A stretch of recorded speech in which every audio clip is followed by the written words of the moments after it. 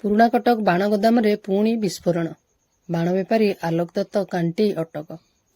ଆଜି ପୁଣି ଥରେ କମ୍ପିଲା ପୁରୁଣା କଟକ। ଏକ ବେଆଇନ ବାଣ ଗୋଦାମରେ ଭୟାବହ ବିସ୍ଫୋରଣ ଘଟି ସାରା ଅଞ୍ଚଳରେ ଆତଙ୍କ ଖେଳାଇ ଦେଇଛି।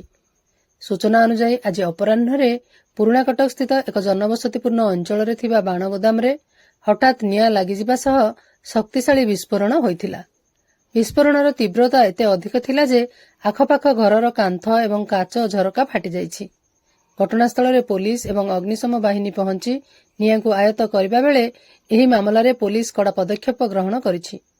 ବେଆଇନ ଭାବେ ବାଣ ମହଜୁଦ ରଖୁଥିବା ଅଭିଯୋଗରେ ଜଣାଶୁଣା ବାଣ ବେପାରୀ ଆଲୋକ ଦତ୍ତ କାଣ୍ଟିଙ୍କୁ ପୋଲିସ ଅଟକ ରଖି ପଚରାଉଚରା କରୁଛି। ସୁରକ୍ଷା ନିୟମକୁ ବେଖାତିର କରି କିଭଳି ଏତେ ପରିମାଣର ବାଣ ସେଠାରେ ରଖାଯାଇଥିଲା ସେ ନେଇ ତଦନ୍ତ ଜାରି ରହିଛି।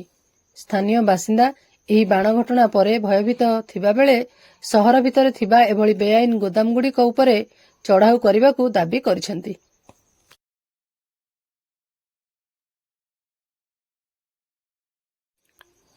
ବୌଦ୍ଧରୁ ବୈଦ୍ୟନାଥ ସାମଲଙ୍କ ସହିତ ହରଭଙ୍ଗାରୁ ଚିତ୍ତରଞ୍ଜନ ସିଂଙ୍କ ରିପୋର୍ଟ, ମୋ ଜିଲ୍ଲା ଖବର।